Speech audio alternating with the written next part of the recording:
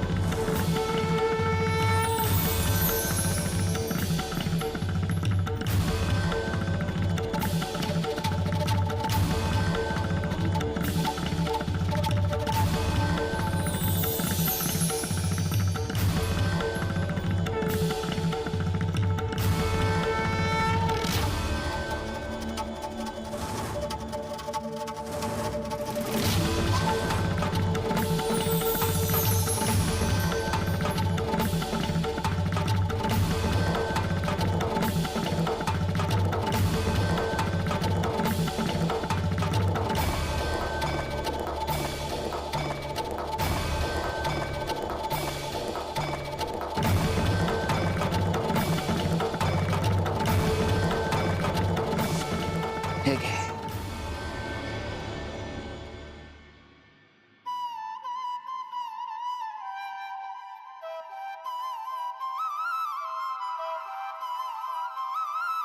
आजोबा, तुमचं आमच्याशी काहीच नातं नाहीये, तरी पण तुम्ही इतकं का करताय आमच्यासाठी? अगं आजोबा म्हणालीस ना तू, मग आता आजोबा नाती करता एवढं करणार नाही का? आणि कधी कधी आजोबांनाही माऊली व्हावं लागतं. आपल्या लेकरांची काळजी घ्यावी लागते. त्यांना काय हवंय नको ते पाहावं लागतं आणि वेळ प्रसंगी त्यांची सेवाही करावी लागते. माझे बाबा नेहमी म्हणायचे, बाहेरचं जग खूप वाईट आहे, पण मला आत्ता कळतंय बाहेरचं जग नाही तर लोकांची दृष्टी वाईट आहे. बाळा, गुरुवर विश्वास ठेवून बाहेर पडलात की गुरु बरोबर चांगली माणसं धाडतो, तुमचं रक्षण करतो. आजोबा, स्वामींवरती माझा पूर्ण विश्वास आहे, पण सावध राहा. विश्वासाचीच परीक्षा घेतली जाते. आजोबा, मी तयार आहे. ज्या परीक्षेने माझी श्रद्धा मजबूत होईल ती परीक्षा मी द्यायला तयार आहे. मग स्वामीही तयार असतील तुझी परीक्षा घ्यायला.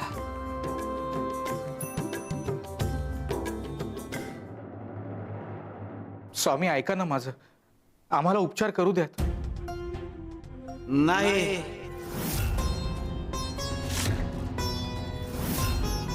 स्वामी, आज मी पहिल्यांदा तुमच्या दर्शनाला आलोय आणि तुमच्या कानातून रक्त वाहत आहे.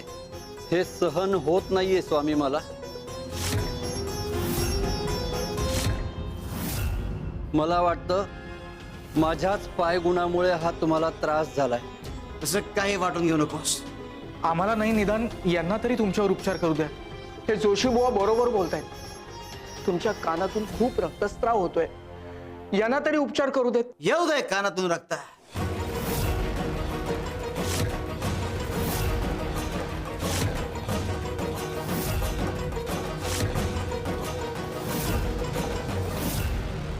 आम्ही या माशीला न्याय देतोय. आमचा एक भक्त आहे राजाराम, त्याने आमची मूर्ती त्याच्या घरात स्थापन केली. आमचं वास्तव्य त्या घरात होता आणि आमच्या दर्शनाकरता म्हणून माशी तिथे यायची. मात्र राजाराममुळे त्या माशीचं घर उद्ध्वस्त झालं.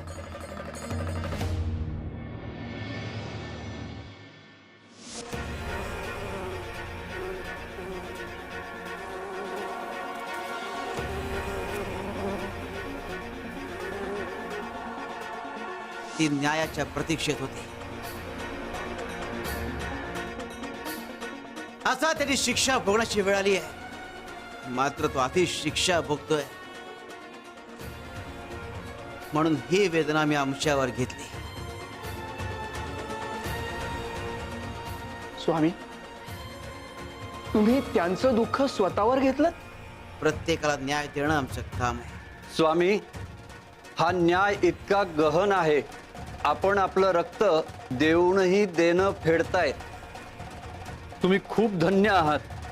पण आता हा तुम्हाला होणारा त्रास थांबवायला हवा. तुमच्या कानात मधमाशी शिरलीये, त्याच क्षणी तिचा उद्धार झालाय. आता तुमच्या या वेदना पाहणं आम्हाला शक्य होत नाहीये.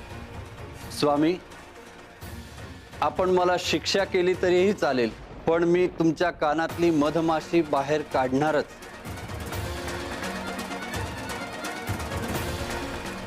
हीच माझी सेवा समजा.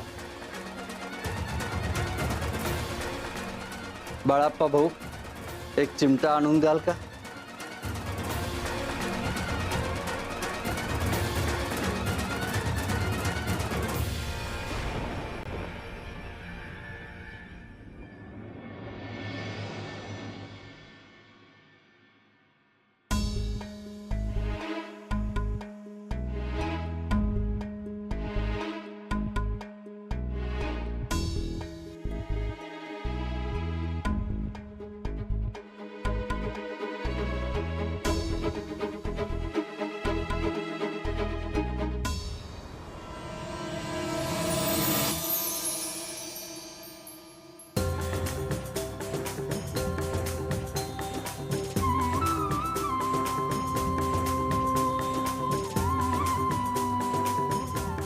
स्वामी, तुमच्या कानातून रक्त येणं थांबलंय आणि जखमही दिसत नाहीये. तुझ्या हातून सेवा घडवून घ्यायची होती, ती घडली. ज्याच्या हातून जे घडवून घेत असतं ते आम्ही घडवून घेतोच. आणि ज्याला जिथे पोहोचवायचं असतं तिथे पोहोचवतोच. आमच्या मर्जीचा आदर राखाल तर जरी तुमच्या मनाप्रमाणे नाही घडलं, पण जे घडेल ते तुमच्या हिताचंच घडेल.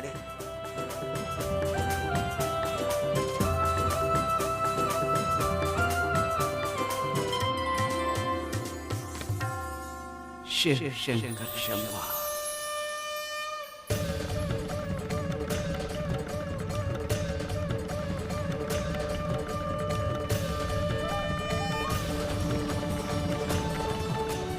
आजोबा, काय जादू केली तुम्ही अशी? मी लहान असताना सुद्धा मला ताप भरायचा, पण इतक्या लवकर कधीच गेला नाही. ही स्वामींचीच कृपा आहे. तुमच्या रूपाने तेच आलेत मला भेटायला. पण स्वामी अशी कृपा माझ्या बाबांवरती का नाही करत? त्यांना का लवकर बरं करत नाहीये? बाळा, प्रत्येकाचे भोग सारखे नसतात. तुमच्या हातून ज्या चुका घडतात त्याप्रमाणे तुम्हाला प्रायश्चित्त घ्यावं लागतं. अनेकदा आपण आपली जबाबदारी दुसऱ्यावर ढकलतो.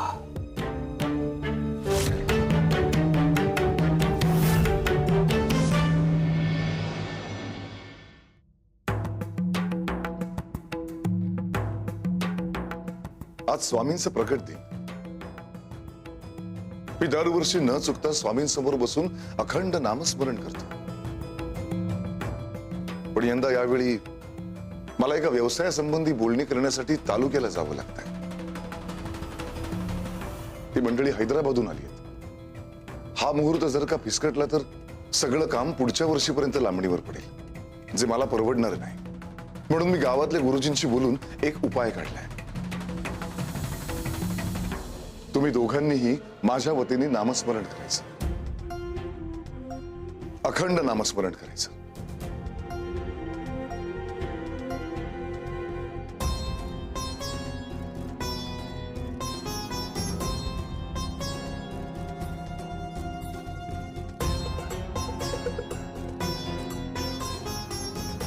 अर्थात या कामासाठी तुम्हाला उत्तम विदागी मिळेल.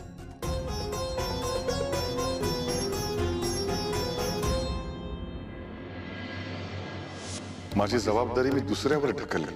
स्वामींचं नाव घेतलं, पण माझं कर्म सोपवलं दुसऱ्यांना. स्वामी कृपेने यश मिळत होतं, व्यवसाय वाढत होता, एखादी संधी हातून गेली असती तर काही बिघडलं नसतं. स्वामी काळजी घेतच होते की, पण मी स्वामींवर नाही, माझ्या अहंकारावर विश्वास ठेवला.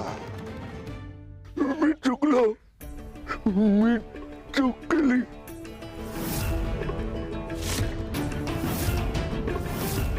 बाबा, भूतकाळ आपण बदलू शकत नाही, पण तुमच्या हातून ज्या चुका झाल्यात ना, त्याचं प्रायश्चित्त मी फेडेन.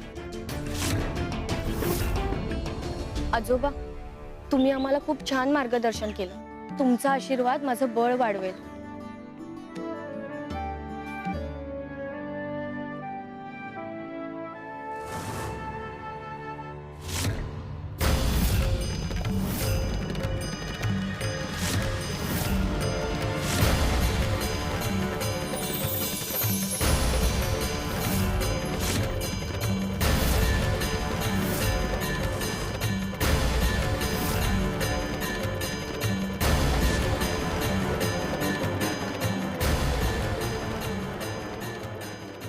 आता मी काय सांगतोय ते नीट आहे.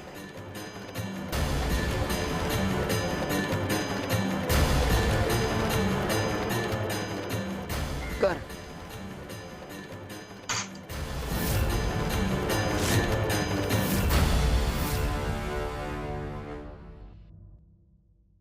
ठीक आहे.